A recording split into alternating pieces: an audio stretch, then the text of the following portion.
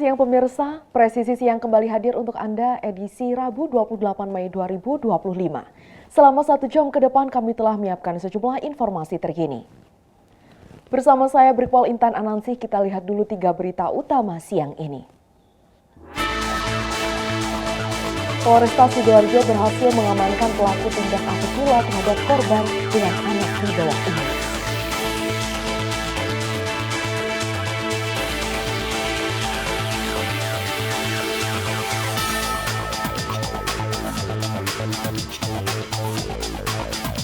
Kapolri Jenderal Polisi Listio Sigit Prabowo menandatangani nota kesepahaman bersama Menteri Lingkungan Hidup.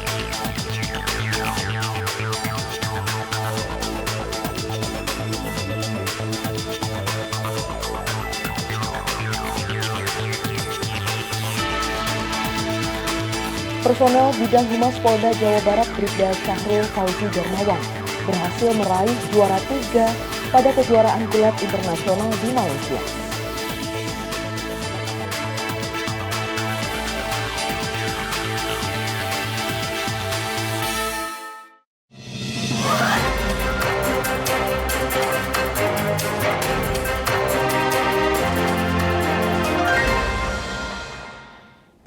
Ke informasi pertama, pemirsa, satu lagi kasus peredaran narkotika berhasil digagalkan jajaran Polres Metro Bekasi Kota. Dalam operasi Berantas Jaya 2025, polisi berhasil menyita 3 kg ganja dan menangkap 2 orang tersangka di wilayah Depok. Polres Metro Bekasi Kota berhasil menggagalkan peredaran 3 kg ganja. Mereka meringkus 2 tersangka di wilayah Depok beberapa waktu lalu. Pengungkapan kasus ini diumumkan dalam konferensi pers baru-baru tadi, dipimpin langsung oleh Kapolres Metro Bekasi Kota, Kombes Pol Kusuma Wahyu Bintoro. Kami dari Polres Metro Bekasi Kota rilis kaitan dengan kegiatan-kegiatan untuk mendukung operasi Berantas Jaya 2025 yang khususnya dilakukan oleh Sat Narkoba dari Polres Metro Bekasi Kota. Dalam kegiatan tersebut, sampai dengan saat ini kami berhasil mengamankan yang satu kaitan dengan peredaran ganja seberat total kurang lebih sekitar 3 kg. Kemudian juga obat-obat berbahaya ataupun juga obat keras kita amankan di 6 TKP yang ada di Bekasi Kota. Dalam sebuah operasi yang digelar Minggu 18 Mei 2025 di sebuah gerai minuman di Cinere, Depok, petugas menangkap seorang wira swasta berinisial MF. Dari tangannya petugas mengamankan beberapa paket ganja siap edar. Pengembangan dilakukan hingga petugas berhasil menangkap RP di wilayah yang sama. RP ditemukan membawa paket ganja berukuran besar seberat lebih dari 1 kg. Total ganja yang disita dalam kasus ini sebanyak 3.059,23 gram atau sekitar 3 kg. Jajaran kepolisian masih memburu 1 orang pengedar lain yang masuk dalam daftar pencarian orang. Kedua tersangka dijerat dengan pasal 114 dan 111 Undang-Undang Narkotika dengan ancaman hukuman pidana mati, penjara seumur hidup atau penjara maksimal 20 tahun penjara serta denda hingga 13,3 miliar rupiah. Dari tim Humas Polres Metro Bekasi Kota melaporkan untuk Polri TV. Tim Satuan Reskrim Polresta Sidoarjo berhasil mengamankan 3 anak di bawah umur. Pelaku penganiayaan di depan minimarket Jalan Pagerwojo, Jawa Timur yang viral di media sosial beberapa pekan lalu. Sebuah rekaman CCTV di depan minimarket Jalan Pagerwojo memperlihatkan tindakan penganiayaan oleh 3 anak di bawah umur terhadap korban berinisial MA berusia 22 tahun warga Magersari. Ketiga pelaku berinisial FA berusia 17 tahun, MZ berusia 16 tahun, dan MW berusia 16 tahun berhasil diamankan oleh Polresta Sidoarjo. Kasat Reskrim Polresta Sidoarjo AKP Fahmi Amarullah mengatakan ketiga pelaku mengaku tindakan kekerasan dan penganiayaan tersebut di bawah pengaruh minuman keras. Kejadian berawal ketiga tersangka sedang mengonsumsi minuman keras di salah satu kedai di Sidoarjo pada tanggal 12 Mei 2025 dini hari dan melakukan tindakan kekerasan secara bersama-sama kepada korban hingga mengalami luka-luka. Ia menyebutkan bahwa semua tindakan pelaku terekam jelas dalam CCTV di depan minimarket sehingga memudahkan tim Satuan Reskrim Polresta Sidoarjo melacak keberadaan para pelaku.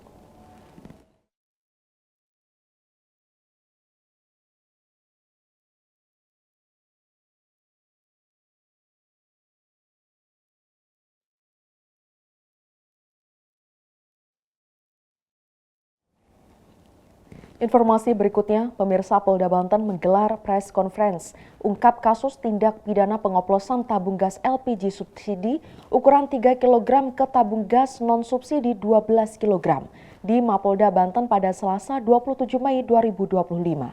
Kabid Humas Polda Banten Kombes Pol Didik Haryanto mengatakan bahwa gas non-subsidi hasil oplosan kemudian diperjualbelikan pelaku di daerah Tangerang.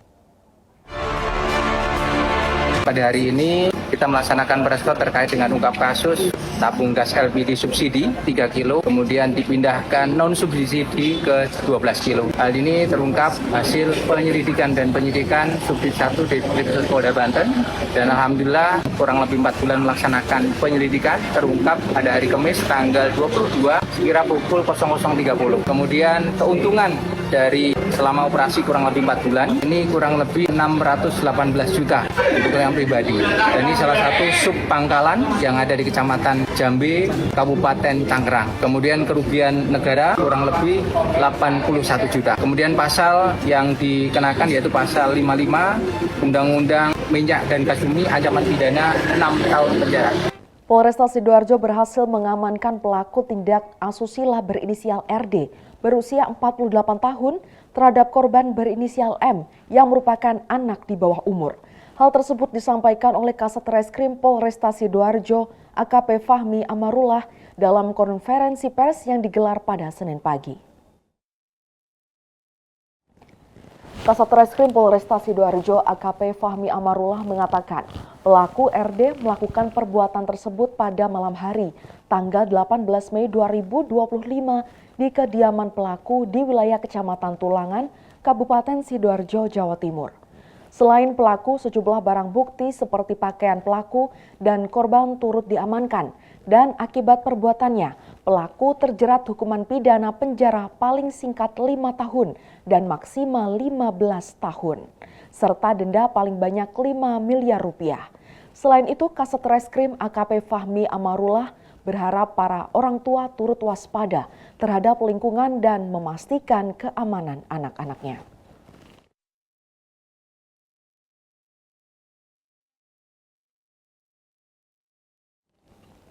Polres Batu, Jawa Timur mengungkap kasus dugaan pencabulan terhadap 2 santriwati di bawah umur yang terjadi di salah satu lingkungan pondok pesantren di wilayah Kota Batu, Provinsi Jawa Timur. Kapolres Batu AKBP Andi Yuda Pranata mengatakan terduga pelaku pencabulan terhadap kedua santriwati berinisial AMH yang berusia 69 tahun, warga asal Kabupaten Lamongan, Jawa Timur. Pelaku diancam pidana penjara paling singkat 5 tahun dan paling lama 15 tahun penjara.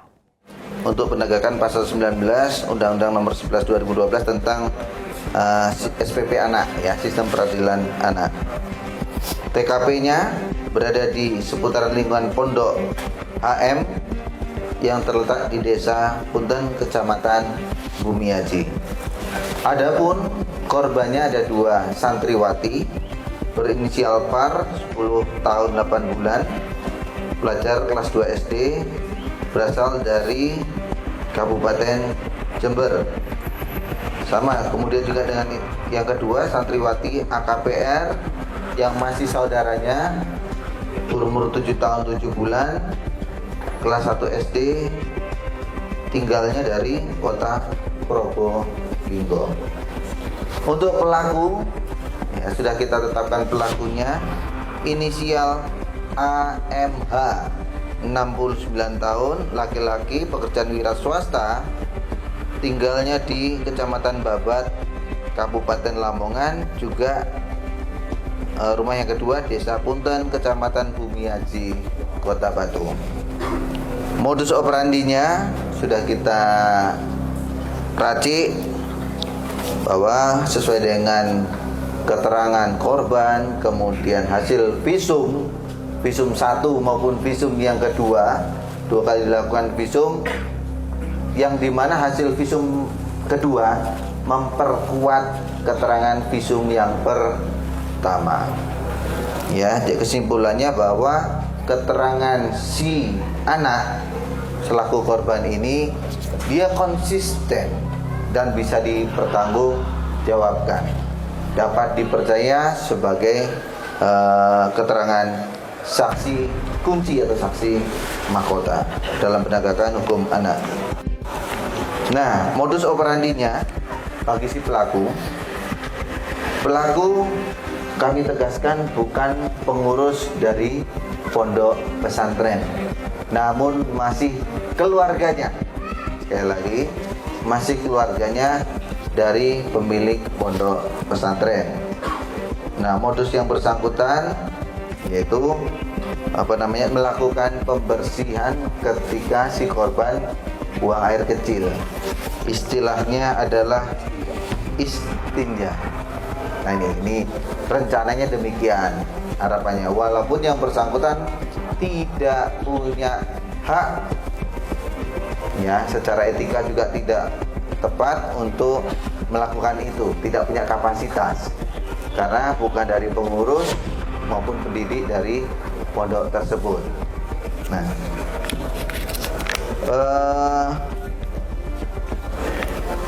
alat bukti yang sudah kita lakukan, kita sudah melakukan keterangan sampai dengan hari ini ada saksi sebanyak 6 orang, kemudian ada keterangan ahli, kemudian surat hasil visum et repertum baik yang pertama maupun yang kedua. Maka dengan perbuatan yang diduga pencabutan dilakukan oleh saudara AMH, maka kami menetapkan pasal 82 junto pasal 76 huruf E dari Undang-Undang 35 2014 perubahan dari Undang-Undang Nomor 23 2002 tentang perlindungan anak. Maka terhadap yang bersangkutan berpotensi diancam pidana penjara paling singkat 5 tahun dan paling lama 15 tahun. Satreskrim Polres Kebumen berhasil mengungkap kasus pembunuhan berencana yang mengakibatkan korban meninggal dunia, yaitu seorang kepala sekolah asal Kabupaten Magelang, Jawa Tengah. Kapolres Kebumen Polda Jawa Tengah AKBP Eka Baasid Syamsuri didampingi Kasat Reskrim Polres Kebumen AKP Yosua Farin Setiawan menjelaskan bahwa korban berhasil diidentifikasi sebagai MU yang merupakan warga Kelurahan Meranggen, Kecamatan Serumbung, Kabupaten Magelang, Provinsi Jawa Tengah. Kita akan merilis ungkap kasus pembunuhan berencana. Diawali dengan adanya informasi penemuan mayat di wilayah Petilasan, Pager Suru, yaitu di Desa Kembangsari, Kecamatan Alian, Kebumen, ya. Dan alhamdulillah kurang dari 24 jam kita dapat mengungkap kejadian tersebut yang dilakukan oleh seseorang yang menyebabkan korban meninggal dunia dengan cara diracun. Dan kita melakukan penangkapan kepada pelaku kurang dari 24 jam.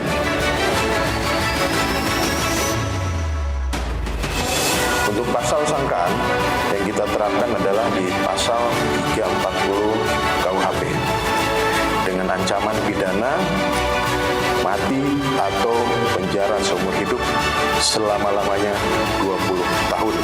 Untuk pasal 338 KUHP pidana dengan ancaman pidana selama-lamanya 15 tahun.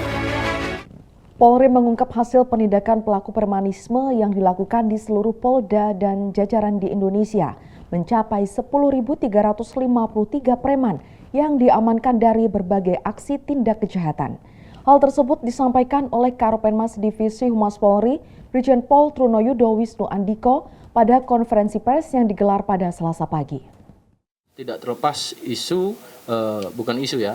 peristiwa-peristiwa yang saat ini sedang kita gencarkan dengan kegiatan rutin yang ditingkatkan, yaitu adalah dengan sandi operasi penyakit masyarakat pekat. Include di dalamnya di situ adalah salah satunya premanisme.